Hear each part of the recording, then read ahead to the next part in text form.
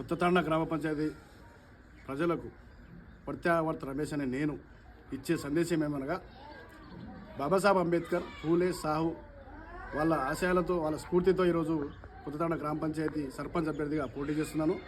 ఒక రాష్ట్ర అధ్యక్షుడిగా గతంలో నేను చాలా కార్యక్రమాలు చేశాను, చాలా విజయాలు సాధించాను. అది ఈరోజు మీ ముందులో ఉంచాను. దాంతోపాటు రేపు రాబోయే అధికారంలోకి వచ్చిన తర్వాత ఏం చేస్తానని కూడా అది మీ ముందు ఉంచాను. ఈరోజు గ్రామ పంచాయతీ సభ్యులకు, ప్రజలకు అందరికీ నేను విన్నపమేనగా లేడీ పర్సు గుర్తుకు ఓటేసి భారీ మెజార్టీతో వర్తేవత్ రమేష్ అని నన్ను గెలిపించాలని చెప్పి కోరుతున్నాను.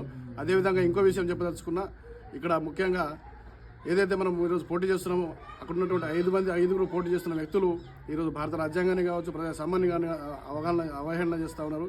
కొత్తతాండ గ్రామ పంచాయతీ ఆటవిక సమాజం వైపు తీసుకెళ్తున్నారు.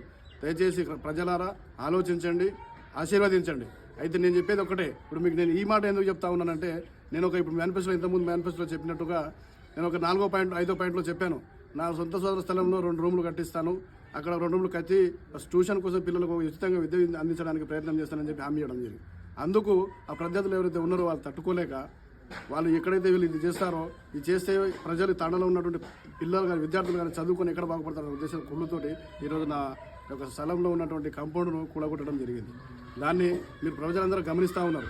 దాంతోపాటు ఈరోజు భూ ఆక్రమణలో తీసుకోవడం కానీ, దాన్ని బయటకు తీసుకురావడం, చెర నుంచి బయటకు తీసుకురావడం కానీ, సర్వీస్ రోడ్డు గురించి ప్రయత్నం కానీ, దాంతోపాటు రేపు శ్మశాన వాటిక కానీ, అదేవిధంగా ఒక ఇంట్లో ఉన్నటువంటి 2-3 కుటుంబాలకు ప్రత్యేక స్థలాలతో పాటు ఇండ్లను కేటాయించడం కానీ, ఈ విధంగా ఏదైతే హామీలు ఉన్నాయో ప్రతిదీ ఒకటి పాయింట్గా చేసుకోవడానికి ముందుకొస్తున్నాను.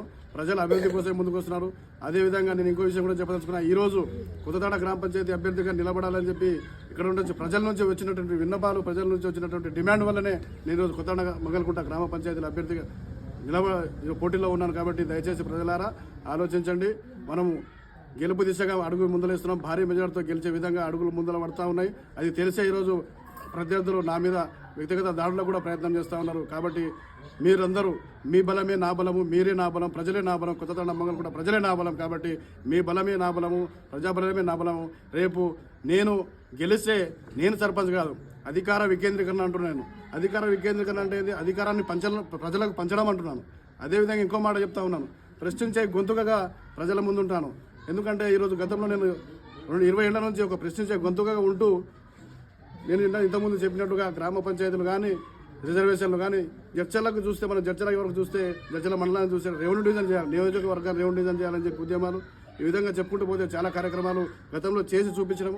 ఇప్పుడు ఇంకా కొత్తతాండ గ్రామ పంచాయతీ నా పుట్టిన గడ్డకు రుణం తీసుకోవాలని చెప్పి నేను ఈరోజు పుట్టిన గడ్డ కోసం ముందరకు వచ్చి